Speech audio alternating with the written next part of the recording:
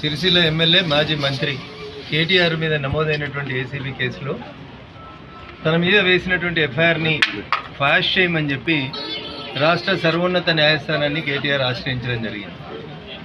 కేటీఆర్ వేసినటువంటి quash petition మీద రాష్ట్ర సర్వోన్నత న్యాయస్థానం తీర్పిస్తూ ఎఫ్ఐఆర్ని కొట్టివేయలేమని, ఇన్వెస్టిగేషన్కి సహకరించమని ఆదేశాలు ఇవ్వడం జరిగింది. దీని మీద టీఆర్ఎస్ శ్రేణులు లేదా నానా యాగి నానా గగ్గోలు చేసే కార్యక్రమం చేస్తా ఉంది. ఏం మాట్లాడినారు కేటీఆర్ గారు? కేసు రిజిస్టర్ అవుతుంది అన్నప్పుడు గదేం కేసు, లొట్టపీస్ కేసు, 5 నిమిషాలు ఇట్లా పోయి అట్లొత్తా అన్నాడు. ఎవరు వద్దంటున్నారు ఇప్పుడు? మరి లొట్టపీస్ కేసులో పోలీసు వాళ్ళ ముందుకు పోయేందుకు కేటీఆర్ ఎందుకు భయపడుతున్నాడు? ఫస్ట్ ఏమన్నాడు? దాంట్లో అవినీతి జరగలేదు అన్నాడు. అవును, పైసలు ఇచ్చినా బరాబర్ ఇచ్చినా మంత్రికి ఇచ్చినా అన్నాడు. మరి బరాబర్ ఇచ్చినా అనే ముచ్చట్ని ఏసీబీ ఆఫీస్కి పోయి చెప్పు. నన్ను వకీళ్ళని తీసుకుపోనిత్తలేరని దొంగేడుపులు ఏడుస్తున్నాడు. దొంగలకు వకీళ్ళని తీసుకొని పోలీస్ స్టేషన్కి రానిస్తారా పోలీసు వాళ్ళు? లాస్ట్కి ఒక మాట అడుగుతున్న కేటీఆర్, నేను 10 ఏళ్ళు మంత్రిగా చేసినావు కదా, తెలంగాణ వచ్చినాక ఏం చెప్పిండు? తెలంగాణ పోలీసు వాళ్ళు చాలా గొప్పోళ్ళు, దేశంలో నెంబర్ 1 పోలీసు వాళ్ళు, తెలంగాణ పోలీసు వాళ్ళు అంటేనే భద్రత బాధ్యత 2 మాయే అని చెప్తారు.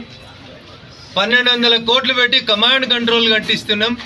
ఈ దేశంలో ఎక్కడ నేరం జరిగినా మా తెలంగాణ పోలీసు వాళ్ళు గొప్పగా పనిచేస్తారు అని చెప్పిండు.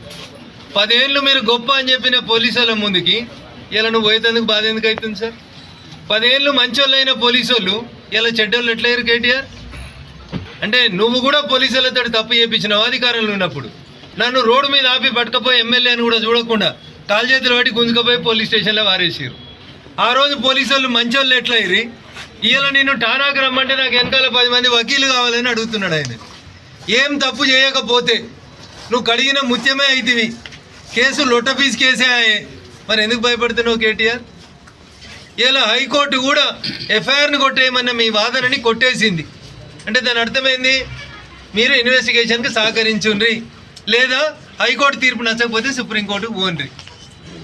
ఇదే కేటీఆర్ గారు వారం రోజుల కింద ఇంకో మాట అన్నాడు, జైలుకు పోతే ఏమవుతుంది, జైల్లో మంచిగా వాకింగ్ చేస్తా, యోగా బాగా చేస్తా, ఇంట్లో నాకు మనశ్శాంతి లేదు, మా నాయనో దిక్కు, మా చెల్లో దిక్కు, మా బావో దిక్కు నన్ను బాగా రాసి రంబాన పెడుతురు, జైలుకు పోతే ప్రశాంతంగా ఉంటా, గట్టిగా తయారు వచ్చి పాదయాత్ర చేస్తా అన్నాడు.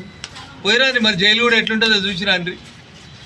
ఒక దిక్కేమో తప్పు చేయలేదంటాడు, ఒక దిక్కేమో అవినీతి జరగలేదంటాడు, ఇంకొక దిక్కు మోడీకి, ఈడీకి, బోడీకి దేనికి భయపడ్డా అంటాడు.